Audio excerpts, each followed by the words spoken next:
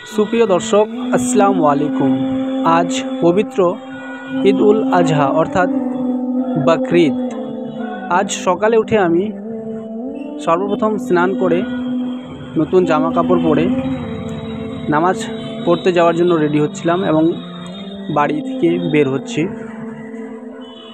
आज मनटा খুবই আনন্দিত ছিল যে বকরিদের নামাজ ইনশাআল্লাহ এক বছর পর আবার পড়তে পারবো অর্থাৎ কিংবা বকরিদের নামাজ পড়ার সৌভাগ্য হয়েছে।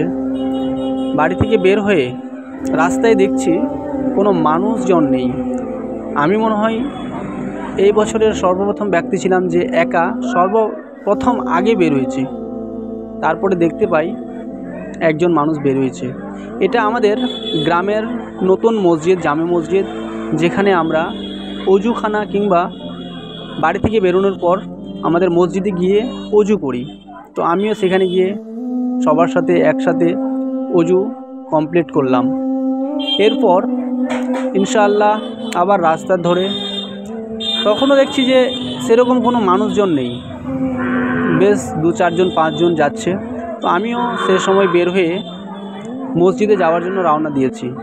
সাথে আমার 2-1জন বন্ধু, ভাস্তা, কাকাতো ভাই এরাও ছিল। সবাইকে নিয়ে মসজিদে নামাজ পড়তে যাচ্ছি। মসজিদে নয়, ঈদগাহ ময়দানে নামাজ পড়তে যাচ্ছি।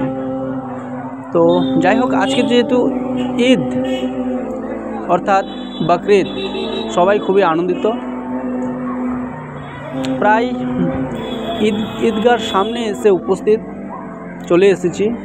দেখছি যে না, বেশ কয়েকজন লোক এসেছে, 2-3টা লাইন হয়েছে। পরে এই লাইনটা এই পুরো মাঠটায় ভর্তি হয়ে যায়। কমপক্ষে 500 থেকে 700 মানুষের উপস্থিতি জামায়াত হয়।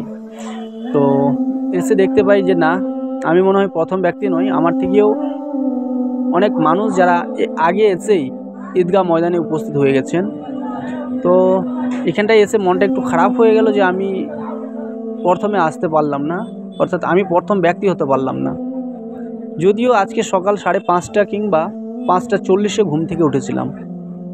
তবে আমাদের এলাকায় সব থেকে একটা খারাপ নিয়ম হচ্ছে, ঈদগাহর ময়দানে প্রায় 100-র মধ্যে 99% মানুষ উপস্থিত, তখনও কিছু মানুষ রাস্তার ধারে আস্তে আস্তে হেঁটে আসছে। তাদের মনে হয় এটা খেয়াল নেই যে আমাদের নামাজ পড়তে হবে কিংবা তাড়াতাড়ি জামায়াত ধরতে হবে। দেখতে পাচ্ছেন ঈদগাহ ময়দান, এখানে প্রচুর লোকের সমাবেশ। আমরা সবাই একসাথে বসে নামাজ পড়ব, ঈদের নামাজ আদায় করব। ইনশাআল্লাহ আল্লাহর কাছে দোয়া রইবে, আল্লাহ যাতে আমাদেরকে আগামী বছরের ঈদ পড়ার সৌভাগ্য দেন।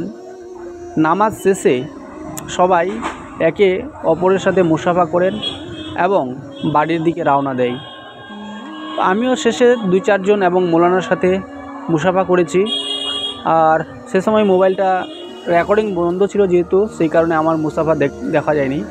আর রাস্তার পাশে আস্তে আস্তে দেখতে পাই একটা গাছ, অর্থাৎ এই গাছটাকে অনেকেই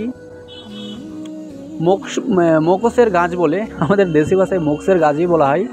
তো বাংলা ভাষায় এর ভালো একটা নাম আছে, আমার ঠিক মনে নেই। এর শেষে যখন আমাদের গরু কুরবানি দেওয়ার সময় হয়, তখন আমি সেখানে উপস্থিতই ছিলাম। আর সকলের মাঝে আমিও বরাবর এভাবেই উপস্থিত থাকি। আমি আমার বাবার নামটা দিতে হয় বলে, পরিবারের কারো একটা নাম বরাবর আমি আমার বাবার নামই দিই। বিসমিল্লাহির রহমানির রহিম। গরু কুরবানি দেওয়া হচ্ছে। সুপ্রিয় দর্শক, ইনশাআল্লাহ ভিডিওটি শেয়ার করবেন।